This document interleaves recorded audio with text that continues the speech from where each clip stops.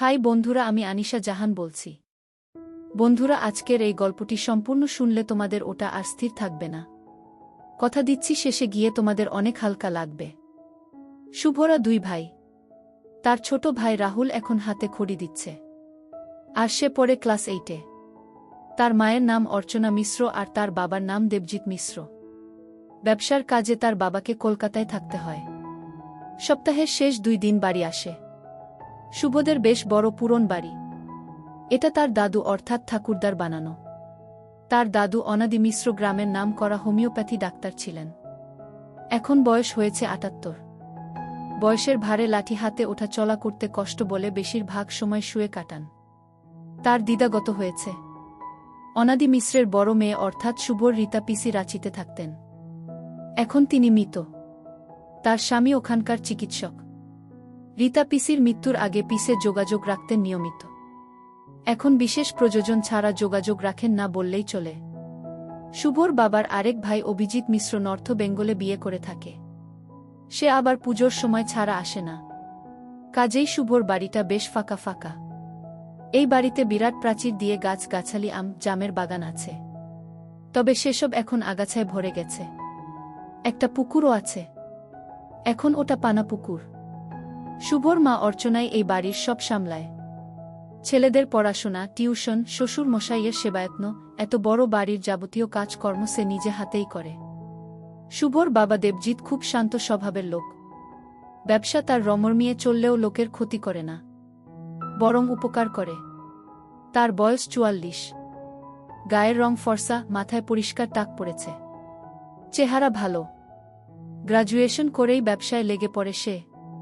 তারপর নিজের হাতে ব্যবসাটা দাঁড় করায়। এর জন্য সে তার স্ত্রী অর্চনাকেই কৃতিত্ব দেয়া। স্বামী কর্তব্যপরায়ণা স্ত্রী অর্চনা বাড়ির সমস্ত কাজ কোমর বেঁধে না সামলালে সে হয়তো সফল হতো না। অর্চনা পরিশ্রমী মহিলা। সারাদিন বাড়ির নানা কাজ করেও তার শরীরে স্বাস্থ্য আছে। বাঙালি 2 বাচ্চার মায়েদের শরীরে যেমন একটু মেদ জমে যায় তেমন। তার বয়স এখন 38। সেও ফর্সা। তার মুখে একটা শ্রী আছে। 18তে উচ্চমাধ্যমিক পাশ করবার পর সবে কলেজে উঠেছিল অর্চনা। তখনই অনাদি বাবু পছন্দ করে ছেলের বউ করে আনেন। তারপর সংসারের কাজ করতে করতে আর পড়াশোনা এগোনি। সুরমশাইয়ের একমাত্র ভরসা অর্চনাই। এবার আসা যাক লালির গল্পে। শুভ আর তার ভাই রাহুল বাগানে খেলা করছিল প্রতিদিনের মতো। অর্চনা 2 হাঁটুর উপরে তুলে কাপড় কাচ্ছে। সাবানের ফেনা মাখা হাত দিয়ে সে বাচাঘরে কাপড় ধুইছে। তার হাতের শাখা পোলা আর 2খানা সোনার চুড়ির শব্দ কাপড় কাচটানোর সঙ্গে তাল দিচ্ছে। দেবজিৎ ছুটির দিনে বাড়ি থাকলে বসে থাকে না। বাড়ির এটা ওটা কাজে লেগে পড়ে। তাদের বাড়ির গাছগাছালি এলাকাটি ভীষণ ছায়াশীতল। কয়েকটা আগাছা কেটে পরিষ্কার করছিল দেবজিৎ।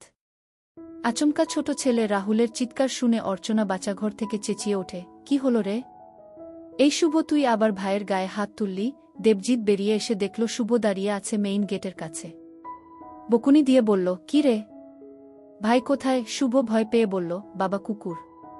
কুকুর? দেবজিৎ বেরিয়ে এসে দেখল একটা কুকুরকে ঘিরে রেখেছে গোটা 4-5 নেডি। দেবজিৎ ঢিল ছুটতেই সবটা পালালো। শুধু লাল রঙা মাদি কুকুরটা কুই কুই করতে করতে এ বাড়ির পেছনের ঝোপের দিকে পালালো। সেই থেকে সেই কুকুরটি হয়ে গেল এই বাড়ির পোষ্য। দেবজিৎই নাম দিয়েছিল লালি। লালি এখন এ বাড়িতে অবাধ চলাফেরা করে। শুভ আর রাহুল কখনো ওর কান মুড়ে দেয়, কখনো আদর করে দেয়। সে কিচ্ছু বলে না। বাড়ির ভালোমন্দ খাবারে তার শরীরও হয়েছে বেশ, তবু তার ভয় কাটল না। এই বাড়ির উত্তর দিকে ভাঙ্গা প্রাচীরের দিকে কুচুরিপানায় দীর্ঘ জলাজমি, যা শেষ হয়েছে এনএইচের দিকে। প্রাচীরের উপাশে একটা পাগল এসে জুটেছে কদ্দিন হল। রাহুল এখন ছোট, তাকে চোখে চোখে নজর রাখে অর্চনা। কিন্তু শুভ স্কুল থেকে ফিরবার সময় কত কি দেখতে থাকে। জলাজমির পানার মধ্যে সাপের ব্যাঙ ধরা, তাদের বাগানে 2টো বেজির খেলা, এছাড়া সম্প্রতি আমদানি হওয়া পাগলটার আচরণ সব লক্ষ্য রাখে সে। দুপুর বেলা ছুটির দিনে বাড়িটা খা খা করে। তখন সে কখনো 3 তলার খোলা ছাদে গিয়ে ঘুড়ি ওড়ায়। বাগানের পেছনে গিয়ে শান্ত পাগলটার শুয়ে শুয়ে আকাশের দিকে হাত নাড়তে থাকা দেখে। কখনো কখনো তার এসব ঘোরাফেরার সঙ্গী কেবল লালি। একদিন দুপুরে ভাত খাবার পর সে বুকশেলফ থেকে একটা ডিটেকটিভ গল্প পড়ছিল। যেখানে একটা কুকুরই গোয়েন্দার সঙ্গী হয়ে কত কি হেল্প করছে। সেও মনে মনে কল্পনা করে সেও ডিটেকটিভ হবে আর লালি হবে তার অ্যাসিস্ট্যান্ট। দুপুরবেলা বাড়ির কাজকর্ম সেরে অর্চনা একটু বিশ্রাম নেয়। রাহুলের 3.5 বছর বয়স হলেও দুপুরে মায়ের কাছে ঘুমানো তার অভ্যাস। এখনও সে খায়। অর্চনা মনে করে আর একটু বড় হলেই খাওয়া ছেড়ে যাবে ছেলের। শুভ জানে এই সময় বাড়ির বাইরে বেরোলে মা বকা দেবে। চুপচাপ মায়ের শোবার ঘরে দেখে মা পাশ ফিরে শুয়ে আছে। মুখ ডুবিয়ে তার ভাই খেতে ব্যস্ত। শুভ নিচে নামে। শুভকে দেখেই লালিও পিছু নেয়। বাড়ির পেছন দিকের ঝোপে একটা রঙিন পাখি আসে। পাখিটা এখনো বসে আছে। শুভর অনেক দিনের ইচ্ছা পাখিটা সে পুষবে। পাখির পিছু নিতে গিয়ে সে দেখল পাগলটা প্রাচীরের ভাঙ্গা জায়গায় বসে আছে। পাগলটার একটা নতুন সঙ্গী জুটেছে, কালো রঙের বিচ্ছিরি একটা কুকুর। লালিকে দেখেই কুকুরটা তেড়ে এলো। লালি ভয় পেয়ে দু একবার ঘেউ ঘেউ করে পিছু হটল। পাখিটাও ভয় পেয়ে পালালো। মনে মনে রাগ হচ্ছে শুভর এমন ভীতু কুকুর। শুভ গোয়েন্দার অ্যাসিস্ট্যান্ট হতে পারবে তো? কিছুক্ষণ পরেই তাজ্জব জিনিসটা দেখল শুভ। কালো বিচ্ছিরি কুকুরটা লালির পিছনে গিয়ে চড়ে উঠল। লালি আর ভয় পাচ্ছে না। কালো কুকুরটাও চড়ে উঠে একটা ধাক্কা দিচ্ছে। শুভ কখনো কুকুরের মাঝখানের পা দেখেনি। পরিষ্কার দেখছে কুকুরের মাঝখানের পাটা লালির ওখানে ঢুকে যাচ্ছে। কতক্ষণ ধরে এসব দেখছে শুভ। তারপর সেই ধাক্কা আর নেই। শুরু হল কাঁপুনি। যেন দুটো কুকুর জুড়ে গেছে। এমন দৃশ্য যে কেন হলো বুঝতে পারল না শুভ। সেদিনের পর থেকে পাগলটার কালো কুকুরটাকে দেখলেই ধারে কাছেই ঘেঁষে না লালি। ভাদ্র মাসের দুপুর। বেশ গরম। স্কুল থেকে ফিরছিল শুভ আর তার বন্ধু সমীর। শুভ পড়াশোনায় ভালো, সমীর ভালো না। তবে সমীর অনেক মজার কথা বলে শুভকে, যা শুনে বেশ মজা পায় শুভ। শুভ স্কুল থেকে মাঠ দিয়ে ফেরে। অর্চনা ছেলেকে বলে দিয়েছে হাইওয়ের ওদিকে গাড়িঘোড়ার রাস্তা দিয়ে না এসে এই ধার দিয়ে আসতে। প্রাণের বন্ধু সমীর, তাই সেও এই পথেই বাড়ি ফেরে। রাস্তায় একদল কুকুরের। শুভ ভয় পেয়ে গেলে সমীর বলে, ভয় পেলি কেন? এইবার দেখবি কি হবে। শুভ মোটামুটি জানে এটা বাজে কাজ। সে বলল, বাজে কথা বলছিস কেন সমীর? আরে বাজে কথা কেন রে? এসব না হলে কি তুই আমি জন্ম হতাম? কি বলিস? ফিসফিসিয়ে গুরুদেবের মতো সমীর বলে, এই যেমন আমার বাবা আমার মাকে না সেবা না দিলে আমি কেমন হতাম।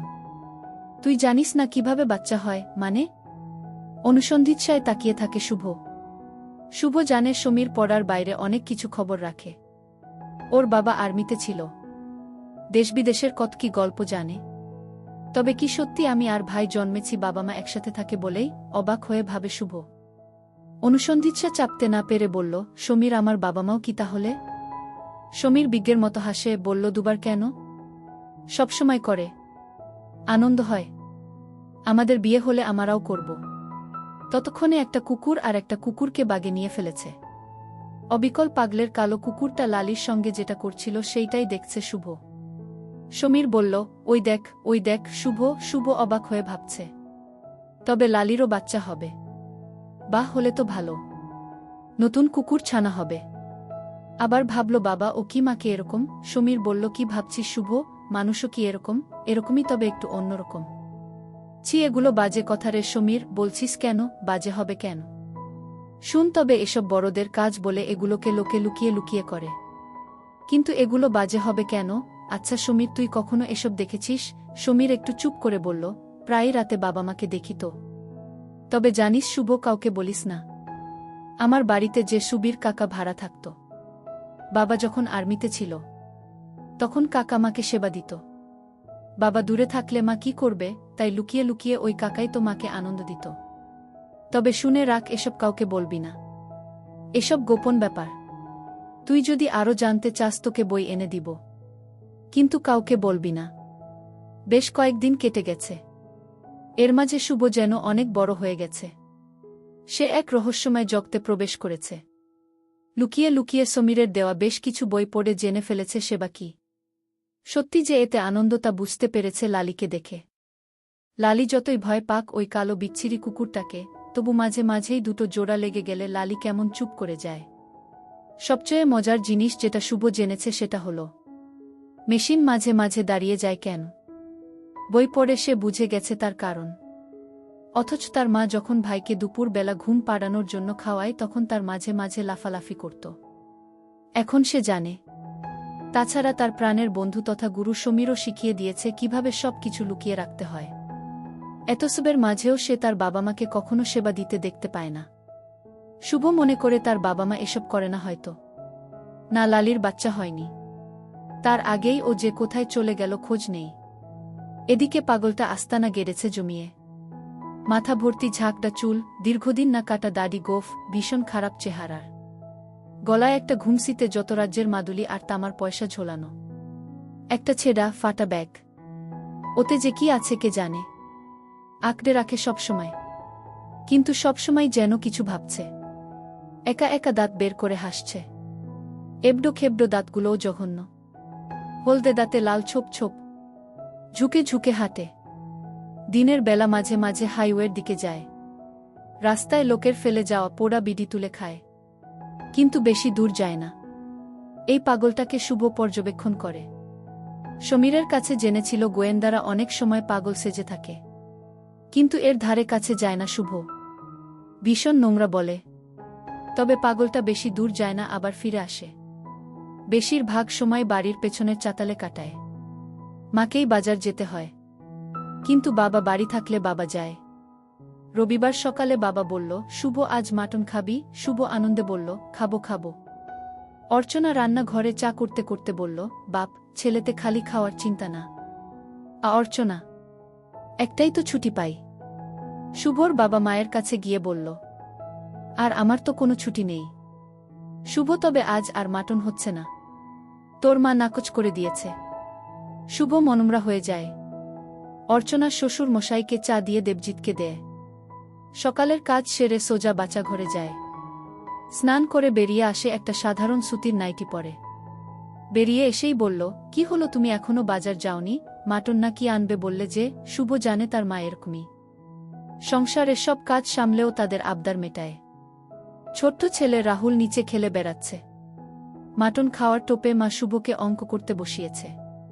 শুভ না পারলে রান্নাঘর থেকে সাহায্য করছে। এদিকে অর্চনার শ্বশুরমশাই আবার চিবোতে পারেন না, তার জন্য তোর স্টু করে দিতে হবে। সবকিছু সামলেই অর্চনা 40 ছুঁই ছুঁই 38 বছরের গৃহকর্ত্রী। শুভ বলল, মা, অঙ্কগুলো কমপ্লিট। রেধে রেখে ঘাম মুছতে মুছতে বেরিয়ে এলো মা। খাতাটায় চোখ বুলিয়ে বলল, বই গুছিয়ে নিচে দাদুর ঘরে ভাই আছে, ডেকে নিয়ে আয়। শুভ এইটে পড়লেও এখনো মা স্নান করিয়ে দেয়া। দুই ভাইকে মা স্নান করিয়ে দিয়ে বলল, কই গো, এবার তুমি স্নানে যাও। দেবজিৎ স্নান করে বেরিয়ে আসতেই দেখল টেবিলে সাজানো খাবার। খাওয়া দাওয়ার পর অর্চনা টেবিলে এটোকাটা তুলতে এসে বলল, দেখলে তো, এই তোমাদের খাওয়া। খাবে কম, নষ্ট করবে বেশি। আহা অর্চনা, উচ্ছিষ্টগুলো পাগলটাকে দিয়েছ না? তবে আর নষ্ট হল কই?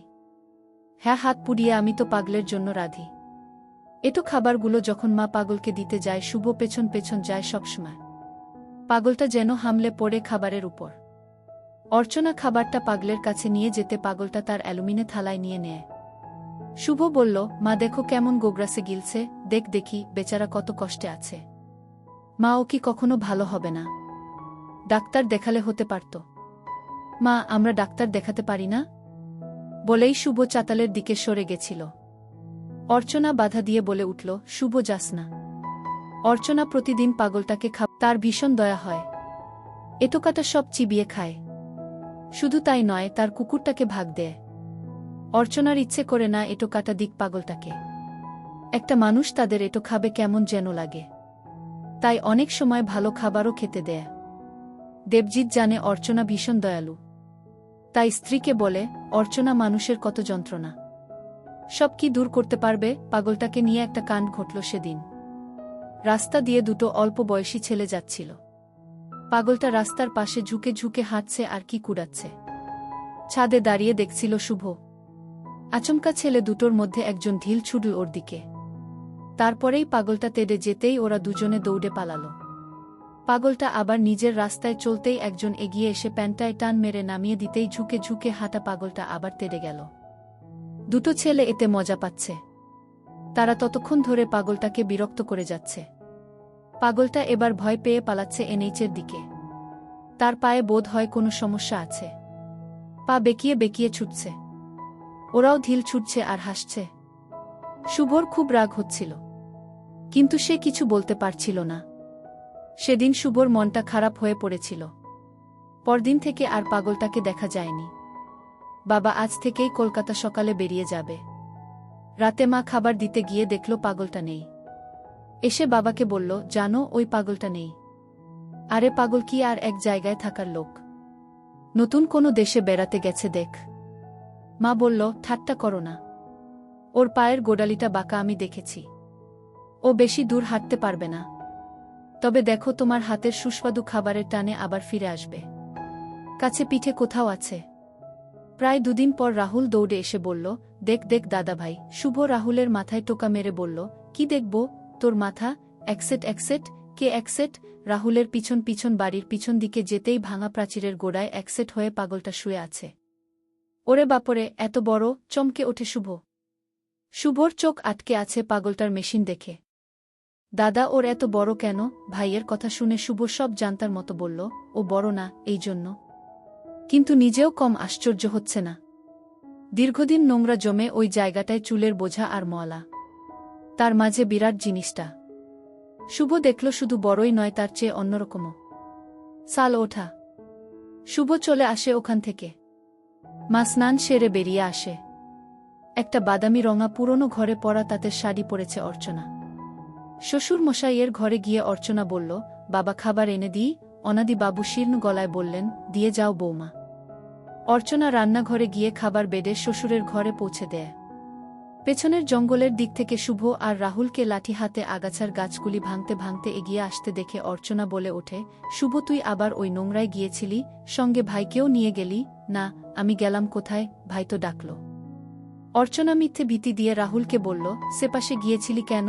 না মা, মা পাগলটা একসেট, আমতা আমতা করে বলল রাহুল। হ্যাঁ গো মা, পাগলটা একসেট। তার মনে হয় অসুখ করেছে। শুভও বলল, হোক, তোকে আর পাগলকে নিয়ে ভাবতে হবে না। স্নান খাওয়া নেই সারাদিন, দুই ভাইজে টোটো করে ঘুরছে। শুভ লাফিয়ে লাফিয়ে সিঁড়ি দিয়ে উঠে গেল। রাহুলও পেছন পেছন চল। অর্চনা শুভকে আর রাহুলকে সাবান ঘষে ভালো করে স্নান করালো। শুভ সত্যিই পাগলটাকে নিয়ে চিন্তায় পড়েছে। বলল, মা ওর কি সত্যি অসুখ হয়েছে? অর্চনা বলল, তোকে আর এসব ভাবতে হবে না। সারাদিন খালি রোদে ঝোপে টোটো করে ঘোরা হচ্ছে। স্নান সেরে এলেই দুই ভাই খাবার জন্য লাফালাফি করে। শুভ এসে বলল, মা খিদে পেয়েছে। দুপুরে খাওয়ার সেরে ভাত ঘুম দিতে চলে এলো শুভ আর রাহুল। অর্চনা হাত মুখ ধুয়ে বাসন কোচন ধুয়ে ফিরল নিজের ঘরে। ওপাশ থেকেই গলা চড়ালো, তোদের দুভাইয়ের ঘুম নেই না রে? রাহুল শুভর উপর চড়ে হুটোপুটি করছে। শুভ বিরক্ত হয়ে বলল, মা দেখো ভাইকে, আমি তোমার কাছে ঘুমোব। অর্চনা ধমকের সাথে বলল, রাহুল। দুজনেই মায়ের কাছে গিয়ে শুয়ে পড়ল। মায়ের স্নান করা স্নিগ্ধ ঠান্ডা জড়িয়ে দুজনেই শুয়ে পড়ল। ছোট্ট রাহুল ইতিমধ্যেই খাওয়া শুরু করে দিয়েছে। শুভ দেখছে মায়ের সম্পদ। শুভ মনে মনে ভাবে একদিন সেও মায়ের এখান থেকে খেয়েছে। তার অবশ্য মনে নেই। রাতে খাবারের পর মা পেছনের দরজা দিয়ে পাগলটাকে খাবার দিয়ে আসে। বাসি ভাত, বাসি রুটি, মুড়ি, অনেক কিছুই দেয়। অর্চনা খাবার দিতে গিয়ে দেখল এই গরমের সময়ে ছেঁড়া কাঁথা মুড়ে মুখ থেকে শুয়ে আছে পাগলটা। বেঁচে আছে কি মরে গেছে সত্যিই বোঝা মুশকিল। অর্চনার ভয় হল। আস্তে করে কাঁথাটা টানতেই দেখল একসেট হয়ে শুয়ে আছে পাগলটা। তার গা ঠকঠক করে কাঁপছে। অর্চনা প্রথমবার ভালো করে দেখল পাগলটাকে চুল, দাড়ি আর ময়লা গায়ে বয়সটা ঢাকা পড়ে গেছে। আসলে বয়সটা 23-24-এর বেশি নয়। চেহারাটা পেটানো। পায়ের গোড়ালির কাছে যে বাঁকা সেটা আগেও দেখেছে সে। এজন্যই হাঁটতে গেলে সামান্য খুঁড়িয়ে খুঁড়িয়ে হাঁটে। শুভ শুনতে পাচ্ছে মা বাবার সাথে ফোনে কথা বলছে। আরে ওই পেছনের পাগলটা। মনে হয় বেশ জ্বর গো, অর্চনা বলল। দেবজিৎও চিন্তায় পড়ল। কোথাকার কে পাগল ঠিক নেই, কিন্তু চোখের সামনে একটা জলজান্ত লোককে মরতে দেওয়া তো যায় না। তাছাড়া দেবজিতের বাড়ির পাশেই মরলে কত কথা হবে। শান্ত স্বভাবের নির্ঝঞ্ঝাট মানুষ দেবজিৎ, সে বলল, কি করা যায় বলো তো? আচ্ছা, জ্বরের ওষুধ কি ওকে দেব? অর্চনাই সাংসারিক যে কোনো সমস্যায় পথ বাতলে দেয় দেবজিৎ সেটা জানে। কিন্তু ওকে খাওয়াবে কিভাবে? ওকে তো কখনো কথা বলতে বা শুনতে দেখিনি, একবার চেষ্টা করে দেখি না। ছেলেটাকে তো মরতে দেওয়া যায় না। অর্চনা অসহায়ের মতো বলল। অর্চনার মুখে ছেলেটা কথাটা শুনে অবাক হল দেবজিৎ। পাগলটা ছেলে নাকি বুড়ো দেবজিৎ কখনো ভালো করে দেখেনি। অর্চনাই তো খাবার দেয়, ওই হয়তো জানে। কিন্তু যা দাড়ি আর উস্কুস্ক ঝাঁকটা চুল, কে জানে বয়স কত? কি ভাবছ গো? অর্চনা অসহায়ের মতো বলল। দিয়ে দেখো। শুভ ফোনে বাবা কি বলছে না শুনতে পেলেও মার কথা শুনে খুশি হল। যাই হোক, পাগলটাকে ওষুধ দেবার কথা তার মা ভেবেছে। অর্চনা ওষুধের ডিবে থেকে প্যারাসিটামল আর জলের বোতল নিতেই শুভ বলল, মা পাগলটাকে ওষুধ। আমিও যাব। অর্চনা অন্য সময় হলে শুভকে পাগলটার কাছে যেতে বাধা দিত, কিন্তু তার এখন নিজেরও ভয় করছে। আর যতই হোক পাগল তো। মায়ের পিছু পিছু পেছন দরজা দিয়ে পৌঁছে গেল ও। একসেট পাগলটার গায়ে সেই ছেঁড়া কাঁথাটা ঢাকা। একটা পুরনো বাটিতে যেমন খাবার দিয়ে গেছিল অর্চনা, তেমন খাবারটি পড়ে রয়েছে। খাবার না খেলে ওষুধ দেবে কি করে? অর্চনা এবার পাগলটার গায়ে ধাক্কা দিয়ে বলল, ওই ওঠ ওঠ। প্রথম দুটো ধাক্কায় পাগলটা উঠতে না চাইলেও তৃতীয় ধাক্কায় উঠে বসল। আবছা আলো, তার মুখের অভিব্যক্তি দেখা যাচ্ছে না। অর্চনা বলল, খা আগে খা। পাগলটা বোধ হয় কথা বোঝে। খপখপ করে খাচ্ছে সে। শুভ বলল, মা কেমন লোভীর মতো খাচ্ছে দেখো। এরকম বলতে নেই শুভ। ও অসুস্থ না, তাই এরকম করছে। অর্ধেকটা খাওয়া হতেই অর্চনা তার দিকে ওষুধটা বাড়িয়ে দিয়ে বলল, এই নে, গিলে নে। জলের বোতলটা ছিপি খুলে বাড়িয়ে দিল। কি অদ্ভুত, বাধ্য ছেলের মতো গিলে নিল ওষুধটা। অর্চনা নিশ্চিন্ত হল। বলল, এই দেখ, জলের বোতল রেখে গেলাম, তেষ্টা পেলে খাস। সে কি বুঝল কে জানে, এক দৃষ্টিতে অর্চনার দিকে তাকিয়ে আছে। আবছা আলোধারিতে কেবল তার চোখ দুটো জ্বলছে। শুভ এসে ঘুমিয়ে পড়েছিল। ঘুমটা ভাঙল মাঝরাতে বাজ পড়ার শব্দে। অর্চনা দেখল বেশ বৃষ্টির ছিটা আসছে। উঠে পড়ে জানালার সার্সিগুলো আটকে দিল। ছেলের ঘরে গিয়ে জানলাগুলো আটকে দিল। নিচের শ্বশুর মশাইয়ের ঘরে গিয়ে দেখল জানলাগুলো বন্ধ আছে। তক্ষুনি নিচতলার পেছন দরজা দেখে অর্চনা বুঝতে পারল পাগলটার অবস্থা। এই বৃষ্টিতে যদি ভিজতে থাকে তাহলে জ্বরের উপর আর বাঁচবে না। কিন্তু কি করবে অর্চনা? অতশত না ভেবে সোজা দরজা খুলে বেরিয়ে গেল। বাইরে তখন ঝড়, বৃষ্টি আর বজ্রপাত। পাগলটা কাঁথাটা মুড়ে ভিজে বসে আছে দেওয়ালের এক কোণে। অর্চনা ঠেলা দিয়ে বলল, ওঠ ওঠ। সে যেন উঠতেও পারে না। অর্চনার কাছে এখন মানবিকতা সবচেয়ে শক্তিশালী। সে পাগলটাকে টেনে তুলল। নিজের কাঁধে পাগলের একটা হাত রেখে টেনে টেনে আনল ঘরের ভিতর। এখন তার মাথায় কাজ করছে না পাগলটা কত নোংরা। অর্চনা সম্পূর্ণ ভিজে গেছে। শ্বশুর মশাইয়ের ঘরের পেছনের ছোট পরিত্যক্ত গুদাম ঘরে নিয়ে গেল তাকে। এই ঘরে একটাও আলো নেই। অর্চনা দ্রুততার সাথে একটা মোমবাতি আর গামছা আনল। পাগলটা বসে কাঁপছে। অর্চনা মোমবাতিটা জ্বালিয়ে পাগলটার ভেজা গায়ে গামছাটা দিয়ে মুছে দিতে লাগল। এই প্রথম এত কাছ থেকে পাগলটাকে দেখছে অর্চনা। মাথাটা নোংরা, চুল, দাড়ি, কপাল ও গালে কোথাও কোথাও কাটা কাটা দাগ। চোখ দুটো বোজা বোজা। হাতে হিন্দিতে উল্কি করে লেখা করিম। তার মাঝেও বোঝা যাচ্ছে বুড়ো বা আধবুড়ো লোক নয়, সে 23-24-এর অল্প বয়সী ছেলে। আর মেশিন দেখে চোখ সরাতে পারছে না অর্চনা। জ্বর নাকি অন্য কিছু পাগলটার? পাগলের চোখ অর্চনার দিকে। অর্চনা কাঁপছে তিরতির করে। কতদিন সে সেবা নেয়নি। শুভর বাবার আর আগ্রহ নেই। অর্চনার ইচ্ছে হলেও মানুষটাকে জোর দেয় না। সেই অভুক্ত নারীর সামনে একটা তরতাজা একসেট পুরুষ, একটা নিষিদ্ধ অভিলাষ, একটা অসহ্য, তার সাথে অর্চনার সতীত্ব, সমাজ, নোংরা চেহারাটার প্রতি ঘৃণা, এসবের দ্বন্দ্ব চলছে। কিন্তু এই দ্বন্দ্ববোধ স্বল্পক্ষণের। সেই রাত অর্চনার জীবনকে উল্টে পাল্টে দিল। সকালে যখন ঘুম ভাঙে শুভর, সে দেখে তার মা তখনও ঘুমোচ্ছে, ভাইও ঘুমিয়ে। শুভ টয়লেটে গিয়ে দেখে মায়ের কালকের পরা শাড়ি, সায়া সব একটা বালতিতে চোবানো। শুভ বুঝতে পারল মা তবে সকালে স্নান করে নিয়েছে। স্নানের পর তো মা ঘুমো না। তবে কি মার শরীর খারাপ? শরীর খারাপ ভাবতেই শুভর মনে পড়ল পাগলটার জ্বরের কথা। ব্রাশ মুখে গুজে শুভ মাকে না বলেই ভোরের মেজাজে পেছন দরজা খুলে চলে গেল পাগলটা যেখানে থাকে সেখানে। ভেজা মাটি দেখে বুঝতে পারল কালকে খুব বৃষ্টি হয়েছে। কিন্তু কোথায় পাগল? মা বাবাকে বলছিল পাগলটা মরে যেতে পারে, মরে গেল নাকি, মরে গেলে তো উবে যাবে না। চারপাশ ভালো করে দেখল শুভ না। পাগলের সঙ্গে থাকা কিছু নোংরা জিনিস, ছেঁড়া কাঁথাটা, কালকের সেই খাবারের বাটি আর জলের বোতল ছাড়া কিছু নেই। শুভ দরজা লাগিয়ে পেছন ঘুরে দেখল গুদাম ঘরের দরজার বাইরে মায়ের ঘরে পড়া চপ্পল। ব্রাশ করতে করতেই দরজাটা খুলে ফেল শুভ। কে শুয়ে আছে? দাদুর পুরনো কম্বল মুড়ে। কাছে গিয়ে দেখল পাগলটা। এখানে এলো কি করে? তবে কি মা ওকে থাকতে দিয়েছে? শুভ গুদাম ঘর থেকে বেরিয়ে সোজা মাকে ডাকতে শুরু করল, মা, মা ও মা। শুভ ডাকতেই অর্চনার ঘুম ভাঙল। ক্লান্ত গলায় বলল, পড়তে বস, আমি খাবার বানিয়ে দিচ্ছি। রাহুল খেতে চাইছে, কিন্তু পাচ্ছে না। অর্চনা বুঝতে পারছে ছেলে পাচ্ছে না, ছেলে আর পাবেই বা কোত্থেকে? কাল রাতে যে ছেলের বদলে অন্য কেউ খেয়েছে সারারাত। পাল্টে পাল্টে দিলেও পেল না রাহুল। রাহুলকে আদর দিয়ে বলল, শেষ বাবা, দুপুরে দিব। রাহুলের বায়না প্রচণ্ড। বলল, মা আমি এখুনি খাব। অর্চনার প্রচণ্ড ঘুম পাচ্ছে, বলল, কাঁদে না বাবা, রাতে একটা রাক্ষস এসেছিল, সে খেয়ে চলে গেছে। এবার যদি কাঁদিস তাকে ডেকে আনব। রাহুল রাক্ষসের গল্প শুনে ভয় পেলে মায়ের গায়ে লেপ্টে লুকিয়ে পড়ল। অর্চনা রাহুলের পিঠে হাত বুলিয়ে দিতে দিতে ঘুমিয়ে পড়ল। আজ সকালে হলদে সুতির শাড়ি আর লাল রঙের ঘরোয়া ব্লাউজ পরেছে অর্চনা। ছেলেদের জলখাবার দিয়ে রান্নাঘরে যায়। নিজেরও বেশ খিদা। প্রচুর দুধ হয় বলে সে রাহুলের খাবার জন্য রেখে বাকিটা টেনে ফেলে দেয়া।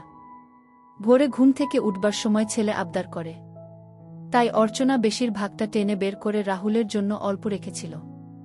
কালও তাই করেছিল অর্চনা, কিন্তু রাহুলের ভাগের অন্য কেউ খেয়েছে, তাই অর্চনার এখন শূন্য। শুভর আজ স্কুল। অর্চনা শুভর জন্য খাবার টেবিলে খাবার বাড়ছিল। শুভ বলল, মা পাগলটা কি আমাদের ঘরে থাকবে? অর্চনা চমকে যায়। পরক্ষণে বলল, ও তো অসুস্থ, এখন কদিন থাক, তারপর তোর বাবা এলে একটা ব্যবস্থা হবে। শুভ স্কুল চলে গেছে। রাহুল দোতলার ঘরে খেলছে। অর্চনা সকাল থেকে একবারও পাগলটাকে তার কেমন যেন ভয় ও লজ্জা দুটোই করছে। কাল রাতে যা হলো তা ভাবতেই শিহরিত হয়ে উঠল অর্চনা। কতদিন পর এমন শরীরের সুখ পেল। মনে মনে ভাবল, কেন এমন হলো? ইস, নিজেকে সে তারপর কতবার দোষারোপ করছে, কিন্তু তবু বারবার ওই ঘরের দরজার কাছে গিয়েও ফিরে আসছে। অর্চনা নিজেকে সান্ত্বনা দিল, যা হয়েছে সেটা একটা দুর্ঘটনা। কি হলো তারপর? গতকাল রাতে অর্চনা যখন ভাবছে, তার সামনে দাঁড়িয়ে উঁচিয়ে উঠছে অর্চনার দিকে। অর্চনা বুঝতে পারছে পাগল হলেও এর উত্তেজনা আছে। এত বড় মেশিন দেবজিতের নয়। অর্চনার নিজেরও গা সম্পূর্ণ ভেজা। পাগলটার হাঁটুগুলো মুছিয়ে উঠে দাঁড়ায় সে। একটা বাজ পড়ে কড়ক দিয়ে। বজ্রপাতের শব্দই যেন সূচনা সঙ্গীত। পাগলটা টেনে ধরে। অর্চনা বুঝতে পারছে এত পাগল নয়, এ এখন পুরুষ। এর গা নোংরা, মুখে দুর্গন্ধ, সারা গায়ে ঘাম আর ময়লা মেশা। এসবের মাঝে বেশ শক্তপোক্ত যুবক। অর্চনার চেয়ে 11-12 বছরের ছোট তো হবেই। অর্চনার এখন 38 আর পাগলটির বয়স 23-24-এর বেশি নয় বলে মনে হয়। অর্চনা কিছু বোঝার আগেই পাগলটি বোধ হয় সব বুঝে গেছিল। অর্চনারকে হামি দেয়। অর্চনা আচমকা এমন কাজে হতভম্ব হয়ে যায়। পাগলও হামি দিতে জানে। অর্চনা টের পাচ্ছে পাগলের মুখের দুর্গন্ধ, কিন্তু এমন সময় সেসব কিছু বাধা নয়। ছেলেটার গায়ে জোর আছে। অর্চনার প্রায় পড়ে যাবার উপক্রম, সে কোনক্রমে পাশে ভাঙ্গা আসবাবের স্তূপ থেকে বেরিয়ে আসা একটা কাঠের বাটাম ধরে ফেলে। আকস্মিত সবকিছু ঘটে যাওয়ায় অর্চনা কিছু ঠাহর করতে পারে না। মনে মনে ভাবে, কে জানবে এই তীব্র ঝড়ের রাতে অন্ধকার ঘরে অর্চনা কার সাথে কবে কি করেছে। নিজেকে অজুহাত, সান্ত্বনা এসব দেওয়া ছাড়া এখন কি আর আছে? রাতের কথা পুনর্বার ভাবতেই অর্চনার শিহরণ হচ্ছে, ভিজে যাচ্ছে। দেহের কাছে ডাহা হেরে বসে আছে অর্চনার মতো স্বামী সন্তান পরায়ণা দায়িত্বশীল মাও। সে এখন ভাবছে নিজের সুখ। ভালো করে খাবার সাজিয়ে একটা থালা নিয়ে ঢুকে যায় গুদাম ঘরে। রাহুল দেখছে দাঁড়িয়ে দাঁড়িয়ে, তার মা গুদাম ঘরে ঢুকে একবারও তার দিকে না তাকিয়ে দরজা আটকে দিল। রাহুল অবশ্য ছাদে চলে গেল খেলবে বলে। অর্চনা একজন 2 সন্তানের মা, উচ্চমাধ্যমিক পাশ শিক্ষিতা, 38 বছরের ঘরোয়া রমণী। তার পরনে ঘরে পরা হলদে সুতির শাড়ি, হাতের থালায় খাবার, ভাঙ্গা আসবাবে ভর্তি গুদাম ঘর। দূরে ভাঙ্গা একটা সেকেলে খাটে জুবুথুবু হয়ে বসে আছে ঝাঁকটা মাথা, খোঁচা খোঁচা দাড়ি, 23-24 বছরের একটা রাস্তার পাগল। তার মুখ দিয়ে লালা ঝরছে। খুব কাছ থেকে দেখছে অর্চনা। থালাটা তার সামনে রাখে। খাবার পেয়েই লোভাতুর ভাবে হামলে পড়ল পাগলটা। অর্চনা মমতাময়ী মায়ের মতো তার শীতল হাতটা পাগলটার মাথা ছোঁয়ায়। না, জ্বর নেই। অর্চনার সামনের খাটে বসল। অর্চনা পরম স্নেহে বলল, করিম। পাগলটা তাকায়। এই নামে তাকে যে ডাকা হতো তা পাগলের চাহনি দেখে বুঝতে পারে অর্চনা। পাগলের খাওয়া থেমে গেছে। সে তাকিয়ে আছে অর্চনার সম্পদের দিকে। অর্চনার স্বর আটকে যাওয়া সাহসী গলায় বলল, খাবি এ দুটো? করিম বিদ্যুতের মতো মাথা নাড়ল। অর্চনা স্নেহশীলা মায়ের মতো বলল, আয়। পাগলটা অর্চনার কাছে গেল। ছেলেমানুষের মতো হেসে উঠল। অর্চনা একটা বার করে আনল। আর সাথে সাথে পাগলটা খেতে শুরু করল।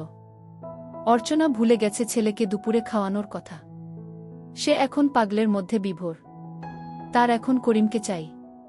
করিম খাচ্ছে, অর্চনাকে জড়িয়ে ধরে। অর্চনা আস্তে আস্তে মাসিনটা হাতে নেয়। অনেক বড়। একটা অদ্ভুত বোধ হচ্ছে অর্চনার। এই হাতে অর্চনা সংসারের কাজ করে, এখন এই হাতেই সে ধরেছে আরেকজনের মেশিন।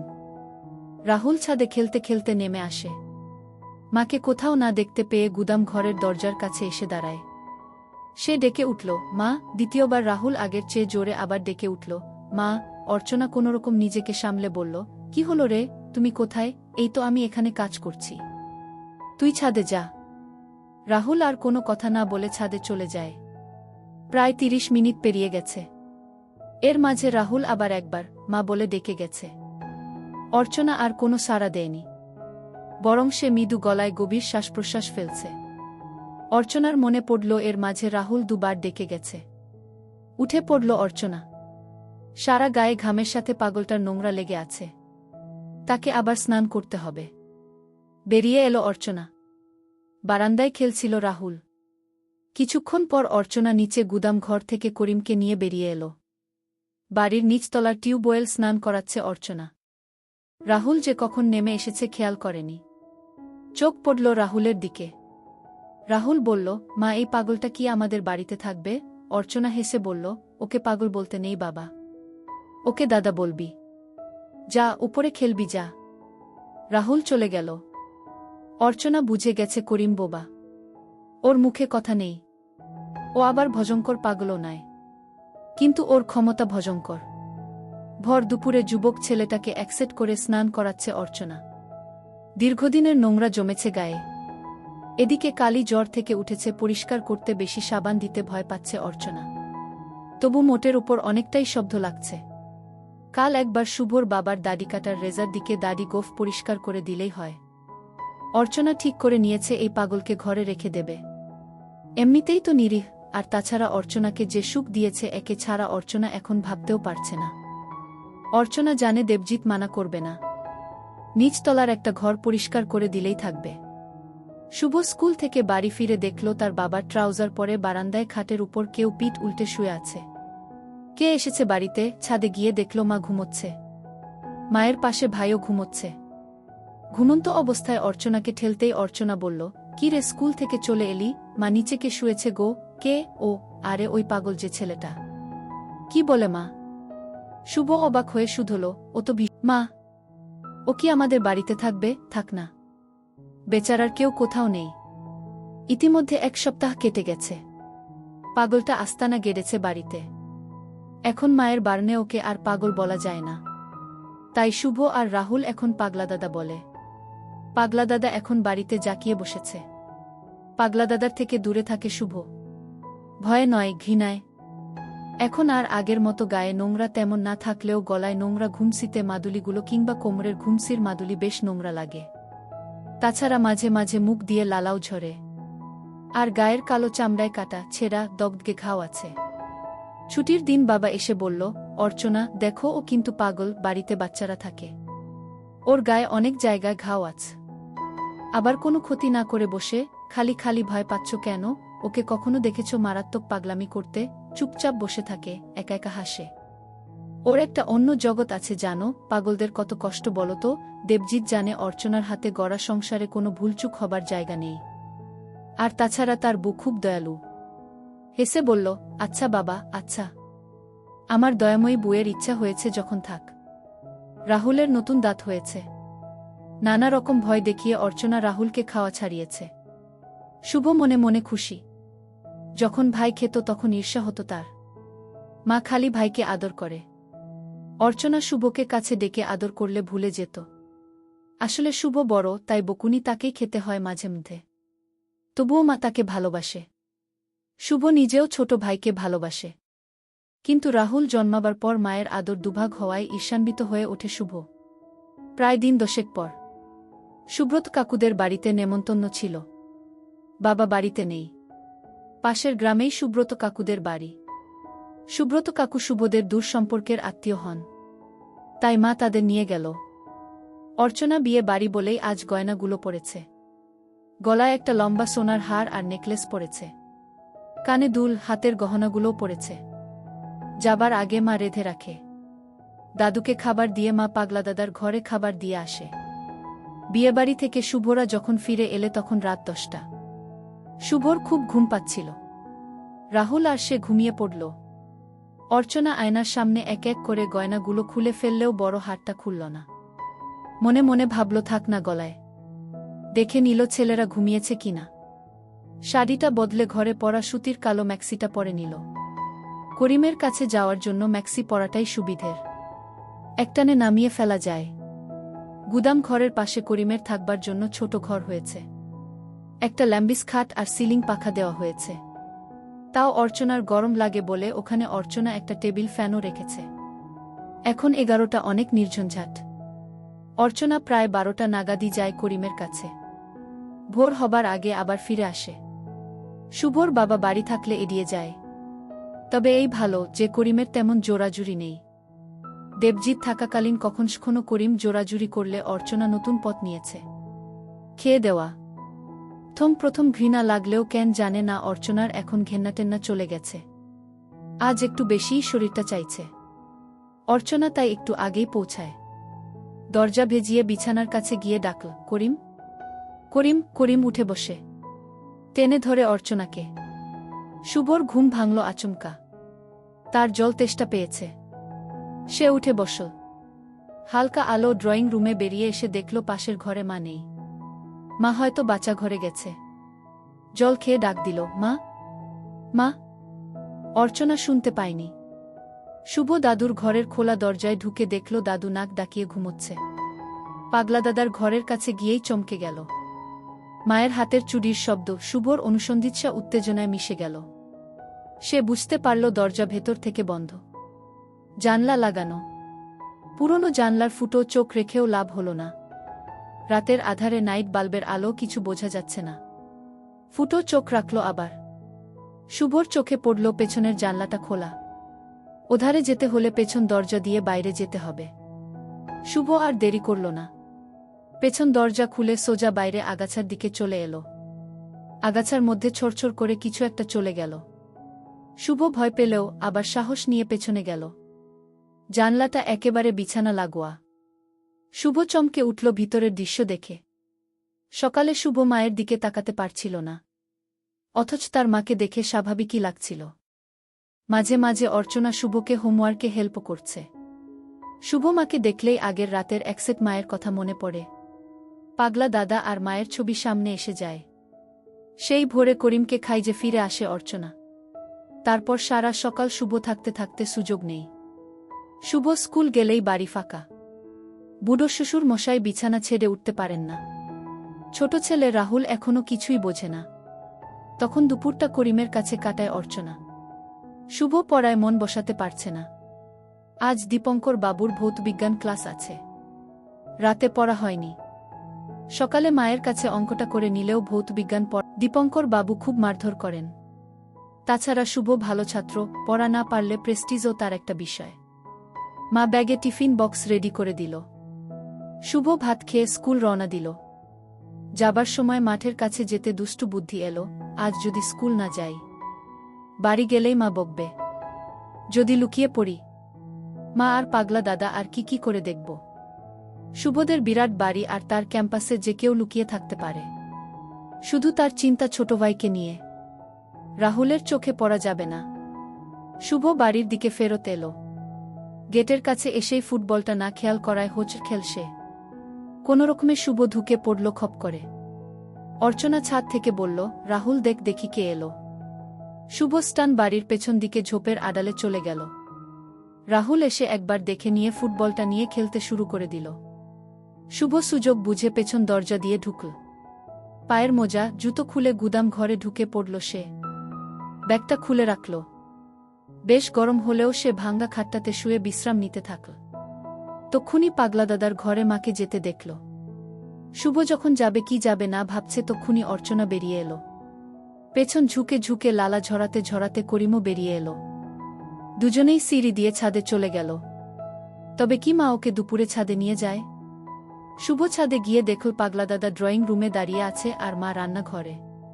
শুভ জানে একবার আলমারির পেছনে লুকোতে পারলেই সব কিছু দেখতে পাবে। তড়িঘড়ি আলমারির পেছনে চলে গেল। পায়ের শব্দ অর্চনার কানে যেতে বলল, কে রে রাহুল? শুভ দেখে একসেট করিমের মাথায় গায়ে তেল মাখাচ্ছে। শুভ বুঝে গেছে মা পাগলা দাদাকে স্নান করাবে। অর্চনা ঘরের ভেতর থেকে নিজের শাড়ি নিয়ে আসে। শুভ অবাক হয়ে যায়, তবে কি মা আর পাগলা দাদা একসাথে স্নান করবে? সে ভাবছে যে করে হোক আলমারির উপরে উঠতে হবে, তবেই ঘুলঘুলি দিয়ে বাচ্চাঘরের দৃশ্য সে দেখতে পাবে। বাচ্চাঘরে ঢোকার আগে অর্চনা সিডির কাছে গিয়ে ডাক দিয়ে বলল, রাহুল নিচে খেলা করবি, কোথাও যাবি না। আমি স্নান করতে গেলাম।